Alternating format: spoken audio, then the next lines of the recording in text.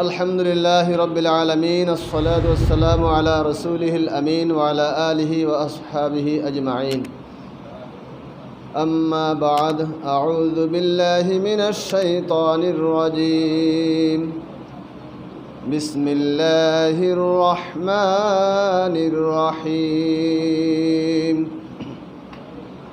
قل إن كنتم تحبون الله فاتبعوني يحببكم الله ويغفر لكم ذنوبكم والله غفور رحيم وقال رسول الله صلى الله عليه وسلم كل أمتي يدخلون الجنة إلا من أبى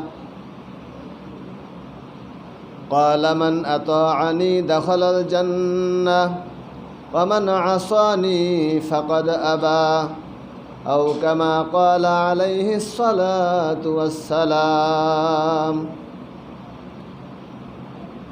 الحمد لله এই মসজিদের যুব সমাজ কর্তৃক আয়োজিত আজকের এই সিরাতুন নবী মাহফিলের উপস্থিত সম্মানিত উলামায়ে কেরাম, আমাদের প্রধান অতিথি তিনি তো বিদায় নিয়েছেন মাওলানা শেখ আবু ইউসুফ। এরপরে পর্যায়ক্রমে অত্র মসজিদের খতিব, একজন তরুণ উদীয়মান বক্তা, আপনাদের অতি প্রিয় এবং অতি পরিচিত মাওলানা খায়রুল ইসলাম নোমানী, তার আলোচনা।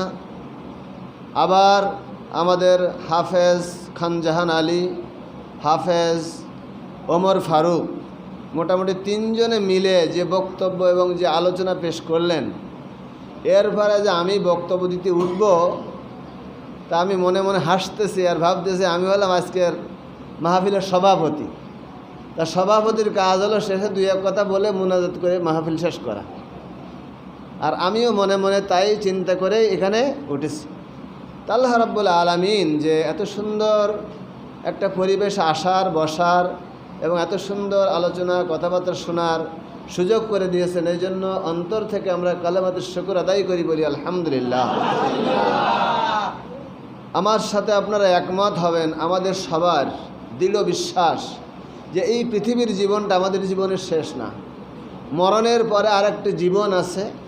সেই জীবনে আমাদের প্রবেশ করতে হবে এবং আমাদের এই পার্থিব জীবনের প্রত্যেকটা কর্মে হিসাব নিকাশ হবে।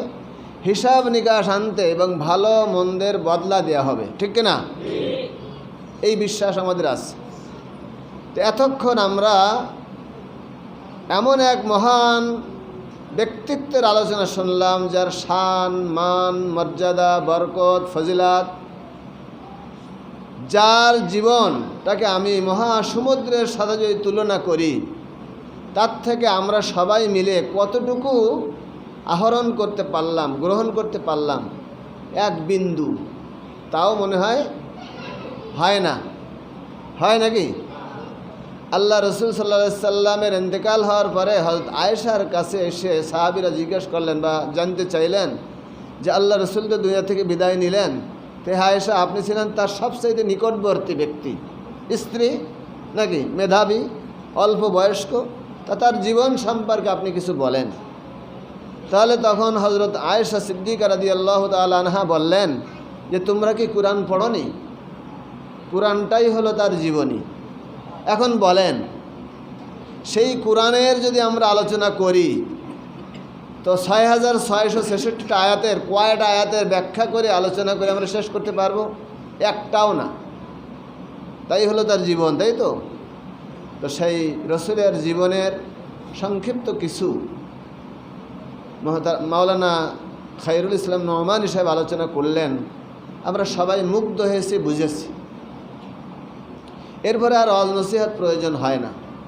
তো আমি যে একটা আয়াত একটা হাদিস বললাম, এই আয়াতটা হলো আল্লাহ তাআলা রসুলকে বলছেন, হে রসুল আপনি আমার উম্মতদেরকে বলুন, কুল আপনি বলেন, ইন কুনতুম তুহিব্বুনাল্লাহ, যদি তোমরা আল্লাহর ভালোবাসা পেতে চাও, আল্লাহর ভালোবাসা ছাড়া কেউ কি জান্নাতে যেতে পারবে? পারবে না। তো সেই আল্লাহর ভালোবাসা যদি পেতে চাও তাহলে ফাত্তাবিউনি, আমার অনুসরণ করো। তো রসুলের জীবনের আমরা কি অনুসরণ করি নাকি? যে কতটুকু করি একটু হিসাব নিকাশ মেলানো দরকার নাকি?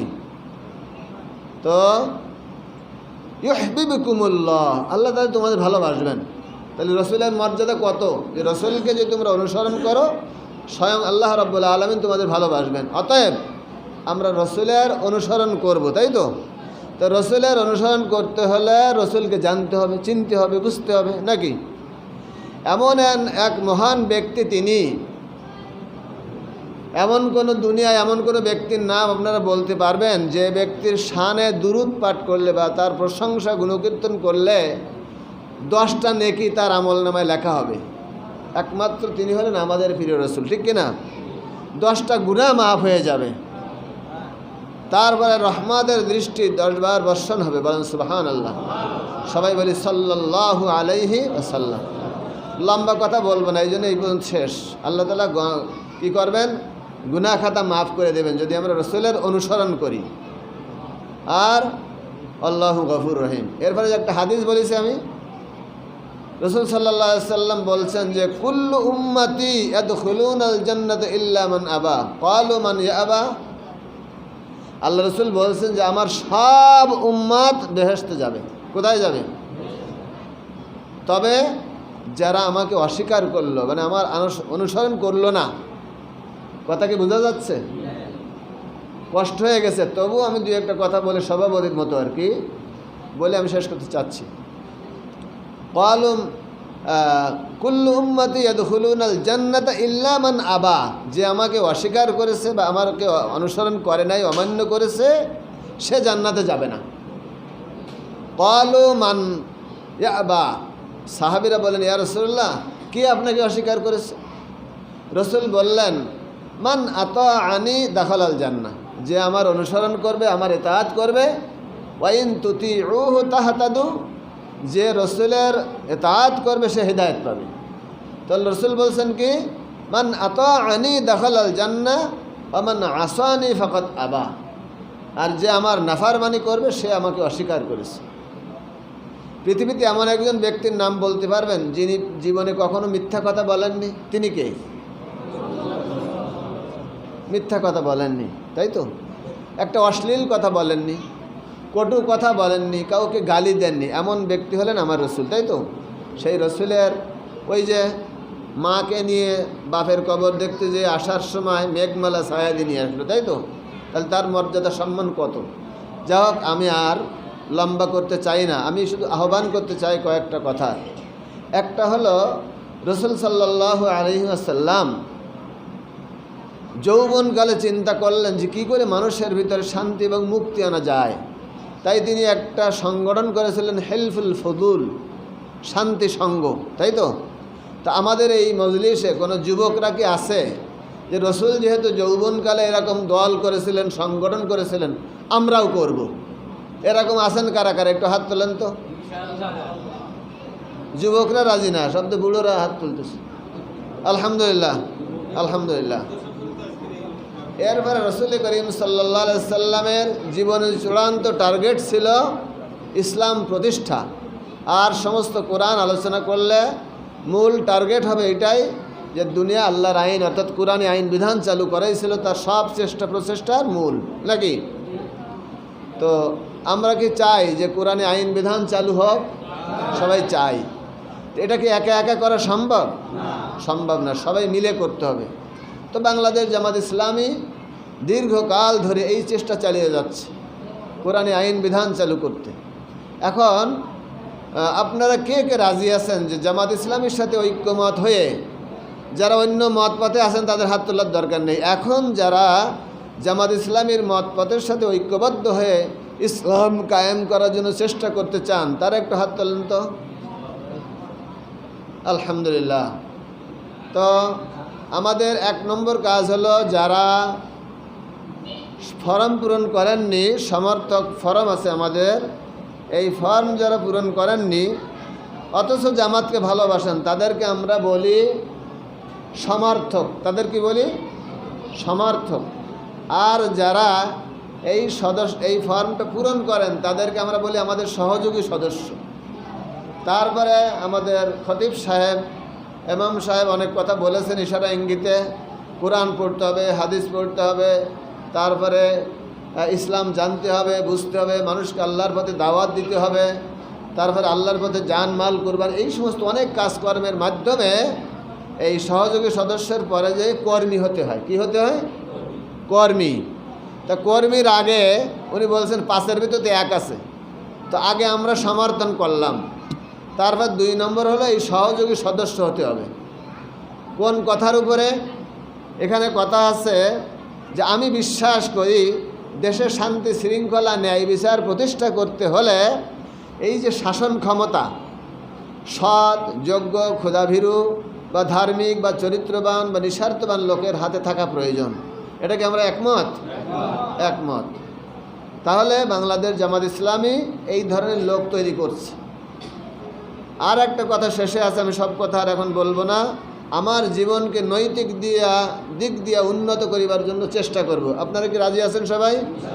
যেহেতু আমাদের মূল টার্গেট হলো জান্নাত, আর জান্নাতে যেতে হলে রসুলের আনুগত্য অনুসরণ করতে হবে, আমার জীবনটাকে রসুলের রঙে রঙিন করতে হবে, নাকি রসুলের আদর্শে আদর্শবান হতে হবে।